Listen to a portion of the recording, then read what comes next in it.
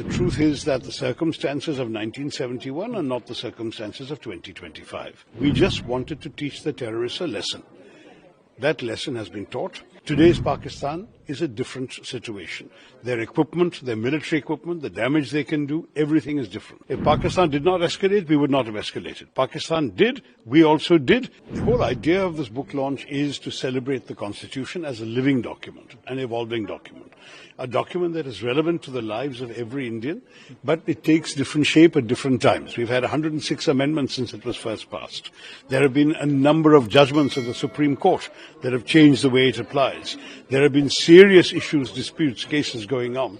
It's all part of the fabric of the political, social life of Indians every day, not just legal. So it's a book that tries to demystify the Constitution for ordinary people. It's not written for lawyers, it's not written for constitutional scholars, but for you and me, just to appreciate what the Constitution means in our lives. Sir, a big development happened between India and Pak, sir. What's your take on it? Because now on all social media, Indira Gandhi is trending, and Congress party is saying that Indira is iron ready. You see, the fact is that, to my mind, we had reached a stage where the escalation was needlessly getting out of control. Peace is necessary for us.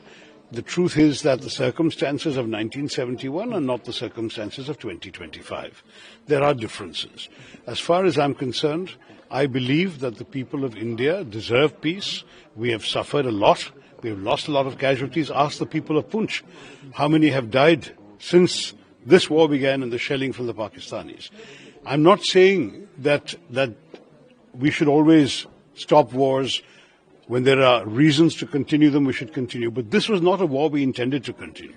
We just wanted to teach the terrorists a lesson. That lesson has been taught.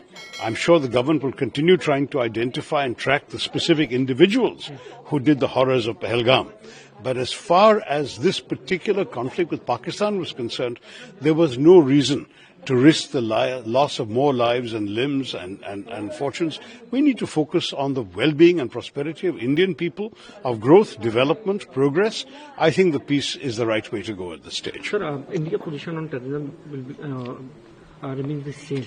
Our position on terrorism will not change. The way the government took few steps, like underwater duty suspend, there will be other measures also. Other measures have to be taken. I think we have to definitely use all the intelligence means available to find these people who did this terrible crime in Pahalgam, to identify them, track them down wherever they are and bring them to justice. That is indispensable. It may not happen overnight. It may take months, it may take years, but we will have to do it. No one should be allowed to get away with killing innocent Indian civilians. But that doesn't mean we should put the entire nation at risk in a prolonged war. So I'm in favor of peace, but I do not in any way suggest that we should stop the quest to find these terrorists and bring them to justice. One last question, sir. Are you happy with the Prime Minister Modi's rap, and you're still missing Indira Gandhi ji? Look, I think 1971 was a great achievement of our history. I'm proud of it as an Indian. Indira Gandhi ji rewrote the map of the subcontinent, but the circumstances were different. Today's Pakistan is a different situation. Their equipment, their military equipment, the damage they can do, everything is different.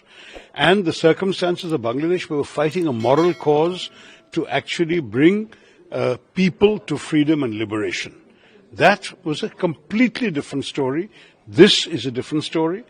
We would have ended up with a much longer, protracted conflict with a lot of loss of life on both sides, a lot of damage, a lot of expense. Is this the biggest priority for India today? No, it's not. We wanted to teach those who had sent these terrorists across that there is a price to be paid.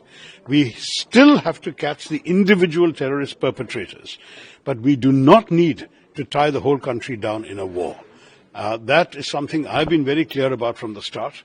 India did not, I believe, at any stage see the action of the 7th as the beginning or the opening salvo of a long protracted conflict. For us, it was one-off.